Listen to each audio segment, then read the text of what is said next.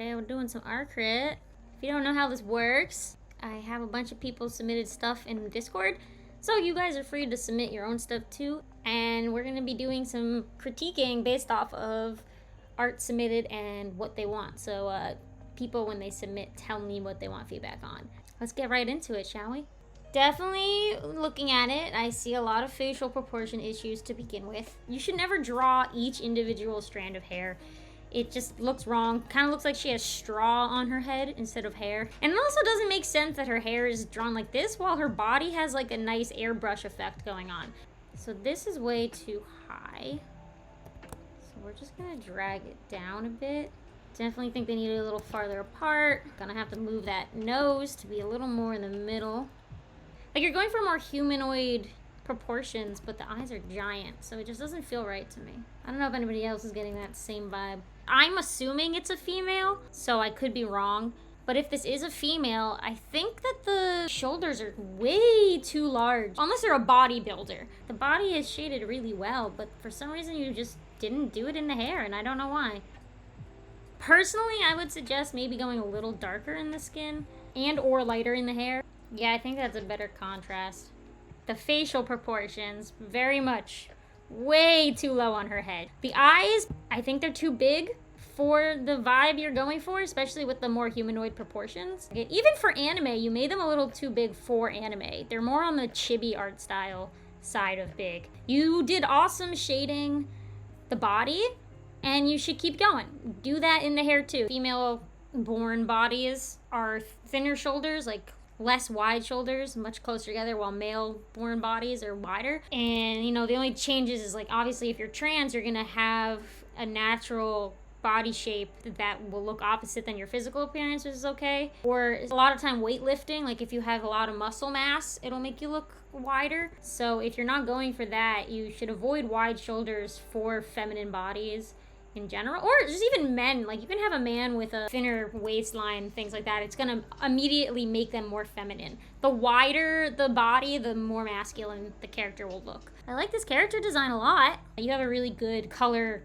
placement going on. It feels cohesive. I am noticing a couple composition problems in the way like things are touching each other.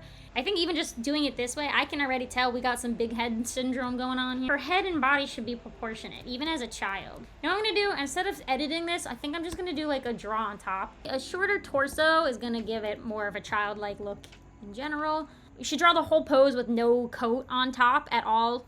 That way you can make sure that like everything is in the right place, and it'll help you put things on. The arms and the legs should be equidistant. So if your legs are gonna be pushed far apart, your arms should also be pushed far apart. Moving with the wind or running, your hair's gonna be blowing backwards.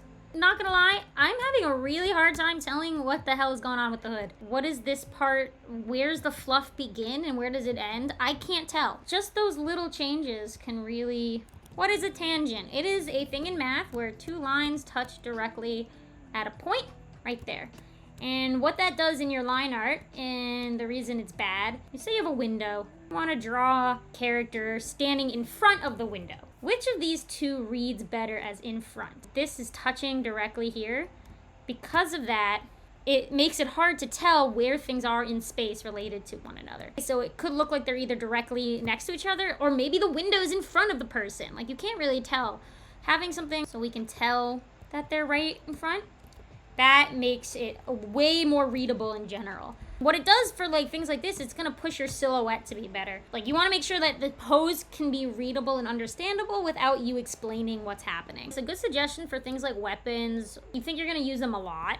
There's a good suggestion is draw the entire drawing, and what you can do is kind of import that picture as a new layer or whatever into any drawing you make using that item, and just transform it and rotate it and make it bigger or smaller or warp it, and it'll match your drawing, so you never have to draw it again. You just have to draw the weapon one time, and that saves you so much time. If we grayscale test already, the background color is not working with that hair color. They're a little too close in shade, and because of that, it's making it hard to see where the background ends and the character begins. This thing where you draw all these black lines, usually that is the universal meaning for blushing, but then it would usually be a red color. They're definitely some sort of stylistic choice. If you're gonna do something cool like that for your style, it shouldn't hinder your art. It should enhance your art. It's expressive and unique. Yeah, it's unique, but I don't think it's used correctly. I think it can work, but I don't believe the way they're being used currently are helping. I think the line thickness for those are way too thick. They're the exact same thickness as the line art.